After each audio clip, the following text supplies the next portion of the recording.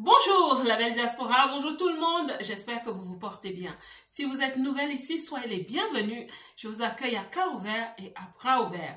Aujourd'hui, nous allons parler du fait que la réussite se trouve après un travail de transformation personnelle. Nous allons parler identité. Nous allons parler surtout de comment passer d'un point A de son identité où on a du mal à sortir de l'eau afin de sortir du lot à un point Z.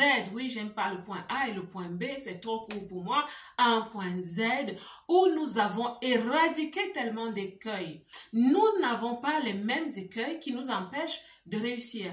Qu'à cela ne tienne, nous avons toutes besoin d'une transformation. Sur cette chaîne, j'encourage, je booste, j'accompagne les femmes dans la diaspora, celles-là qui ont pris la ferme décision de réussir leur vie loin de chez elles. Nous avons toutes, après étude, après analyse, après conversation avec plusieurs personnes, après témoignage, le mien et celui de plusieurs autres, j'ai compris que nous avons presque toutes, ok, ne disons pas toutes, 99% des femmes qui vivent dans la diaspora qui sont arrivées après la première socialisation, ça veut dire qu'elles sont arrivées un peu plus grandes après, disons, leur adolescence, après 19-20 ans. Nous avons toutes besoin de travailler sur nous, de travailler sur nos identités, parce que quelque part, nous avons connu tellement de chocs que nos identités sont un peu devenues confuses. Elles sont devenues erronées. Pour certaines, complètement falsifiées. Et parfois, on commence à faire ce que les Américains appellent « fake it till you make it ». Maybe you never make it. Mais la vérité, c'est que le chemin royal pour un développement personnel réussi, pour une réussite qui commence à se matérialiser, à se formaliser même, oui, je parle de ça aussi, c'est la transformation, le travail sur soi. Et comme je le disais, nous n'avons pas les mêmes obstacles. Je vais lister ici et expliquer certains obstacles que nous avons. Et ne vous attendez pas à ce que je vous parle des obstacles extérieurs. Ne vous attendez pas à ce que je vous parle des autres, de ceux qui nous accueillent, de ceux qui nous reçoivent dans leur pays. Ne vous attendez pas à ce que je vous parle d'une autre personne, d'une femme qui vous jalouse et qui vous envie. Pas du tout. Je vais vous parler des obstacles qui sont en nous en tant que personne. Est-ce que je suis ici comme un professeur d'université qui a la science infuse et qui connaît tout et qui sait tout et qui est tout? Non, pas du tout. Je suis ici comme une sœur en conseil et en motivation. Considérez-moi comme ça. La première chose dont je vais parler, certains d'entre vous vont peut-être se reconnaître, c'est le repli sur soi, le repli identitaire. Les personnes qui sont repliées sur elles-mêmes sont celles qui ont connu des problèmes à l'extérieur et pensent qu'en se repliant sur elles-mêmes, en jouant à l'autruche, c'est-à-dire en rentrant en elles-mêmes en ostracisme, en processus de cloisonnement, pensent que c'est une stratégie de protection et de défense. Je viens aujourd'hui vous dire que vivre comme ça vous ferme les portes. Vous ferme les portes de votre entendement déjà parce que certaines femmes se sont données des « je ne peux plus ceci, je ne peux plus parler aux gens, je ne peux plus collaborer avec des gens, tout le monde ne m'aime pas, tout le monde est jaloux, tout le monde est envieux ». Mais ma belle, je vous assure, c'est le chemin vers la disparition.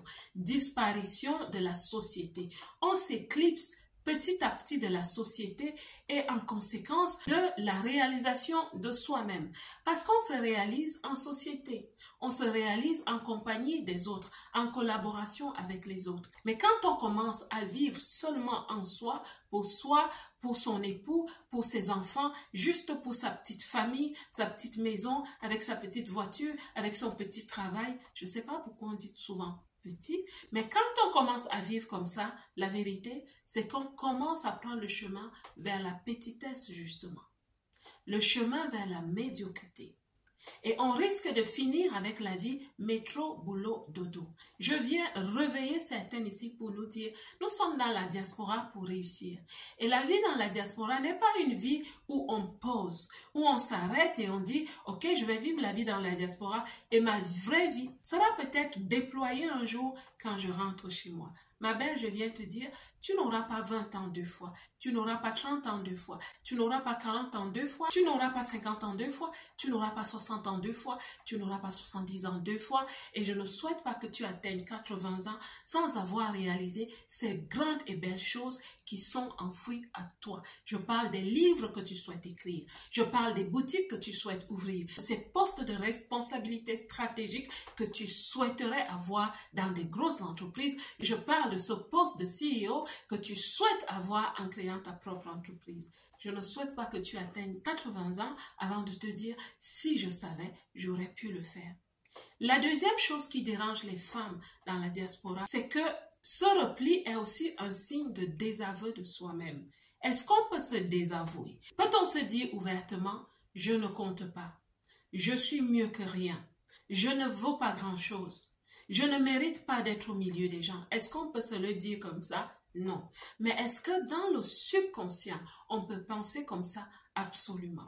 C'est pour ça que les femmes se replient. Et vous allez me demander, mais pourquoi elles se replient? Suivez mes vidéos. Je parle énormément des chocs que nous avons vécus quand nous sommes arrivés à la diaspora. Ces chocs ont créé en nous une identité qui est devenue confuse. Et quand on a une identité confuse, oui, on se replie, oui, on commence à se désavouer parce qu'on se dit, je ne suis pas vraiment adapté à cet environnement. Je vais vivre en vase clos. On commence à désavouer ses compétences. On commence aussi à vivre le dépérissement de ses compétences, de son potentiel. On commence à vivre en autarcie. On se désavoue en fait d'être la personne qui ne peut pas entrer dans des grands salons, qui ne peut pas travailler avec des personnes d'une certaine classe, d'un certain niveau. On se désavoue parce qu'on exprime en fait une basse estime de soi, un manque de confiance en soi. On vit aussi quelque part le manque d'amour de soi-même. Parce que vous savez, on cache quelque chose quand on ne le sent pas à la valeur de ce qu'on va accueillir.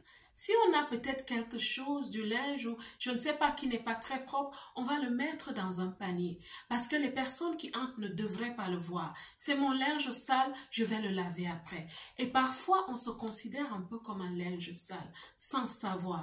On va se cacher parce qu'on se dit non, les autres ne sont pas bien. Non, en fait, ce qu'on exprime, c'est que on n'est pas à la hauteur des autres et on ne peut pas réussir de cette façon. Une autre chose dont je vais vous parler, à force de se cacher, à force de se dévaloriser, on commence à être ces femmes qui sont facilement ouvertes à la prédation, qui sont facilement des proies des hommes de façon globale. Et quand je dis de façon globale, c'est que ça peut être des blancs, ça peut être des rouges, ça peut être des jaunes ou des personnes afrodescendantes. Pourquoi? Parce qu'on est tellement faible.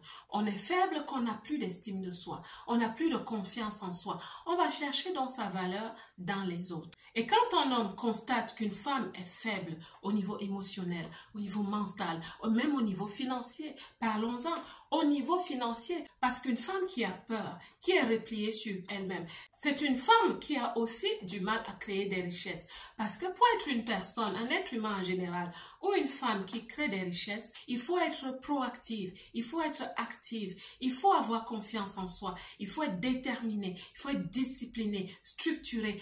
Toutes ces compétences ont besoin d'être développées. Et c'est difficile de les développer quand on est faible, quand on s'est désavoué soi-même. Alors, les hommes en profitent. Et on va aussi constater qu'un autre écueil de ces femmes, un autre écueil qui est en elles-mêmes, c'est qu'elles sont dépendantes. Elles sont très longtemps dépendantes du système subsidiaire des pays qui nous accueillent. Parce qu'en fait, on ne réalise pas son destin en dépendant pendant longtemps d'un système ou d'une personne. Nous avons tous eu à dépendre du système. Quand je suis arrivée, j'ai eu besoin de dépendre du système pendant que j'étudiais. Et après, j'ai aussi encore eu un peu besoin de dépendre du système pendant que je cherchais du travail. Mais après, je suis rentrée dans le système professionnel où, j'aime bien le dire, je suis devenue une femme de carrière. C'est arrivé à chacune de nous, mais ça devient un problème pour toi-même et parfois même pour le pays qui nous accueille quand ça dure longtemps. Et c'est pour ça que je nous parle de travailler sur nous, de travailler sur nos identités afin d'éradiquer ces faiblesses qui se sont attachées à nous, qui sont parfois devenues comme une seconde nature. Je parle d'excellence, de travailler sur notre excellence, sur notre développement personnel. En 2025, nous allons parler de ça et travailler énormément dessus. Les femmes qui souhaitent réussir dans la diaspora, elles s'engagent. Elles s'engagent pour travailler sur elles parce qu'elles ont regardé dans leur propre miroir et elles se sont rendues compte qu'il y a quelque chose qui ne va pas. Ce n'est pas les autres qui souffrent, c'est nous qui souffrons. Ce n'est pas les autres qui sont parfois rejetés, c'est nous qui sommes rejetés. C'est nous-mêmes qui développons parfois le syndrome de la rejetée. Des femmes qui vivent repliées, des femmes qui se désavouent. Nous devons arrêter cela. Parce que nous sommes appelés à réaliser nos grands destins. Nous sommes appelés à écrire ces livres, à prendre ces podiums. Nous sommes aussi appelés, comme tout être humain, à la grandeur, à la richesse. Nous sommes aussi appelés à nous asseoir autour des tables de conversation pour apporter nos idées, pour apporter notre contribution valable. Ce week-end, j'ai rencontré des personnes de valeur. Cela m'a donné énormément d'espoir. C'était dans le cadre d'un grand événement où il y avait énormément d'afrodescendants, la crème de la crème. Je vous parle souvent ici qu'il y a une diaspora qui est belle et c'est pour ça que j'ai nommé cette chaîne La Belle Diaspora, afin que chacune de nous commencions à porter le flambeau de notre propre identité. Et c'est en portant plusieurs fardeaux que nous allons créer une grande lumière. En 2025, travaillons sur nous, travaillons sur ce que j'appelle déjà le personal branding de la femme qui vit dans la diaspora. On le construit différemment parce que nos paramètres sont totalement différents. Donc nous apportons des ingrédients qui sont uniques à nous les femmes qui vivons dans la diaspora. Dans La Belle Diaspora, je souhaite que tu considères ce message comme un message constructif qui va te trouver, qui va t'aider à regarder dans le miroir et à te demander quels sont les écueils, quels sont les obstacles qui m'empêchent vraiment de me développer, qui m'empêchent vraiment de me déployer pour être cette femme qui écrit son nom dans le pays qui l'accueille et dans les livres de nos pays d'origine. C'est notre droit, mais c'est aussi notre devoir. La Belle Diaspora, n'oubliez pas de liker, de commenter et de partager avec d'autres belles dans la diaspora. Que Dieu vous bénisse. Quant à moi, comme d'habitude, je vous aime.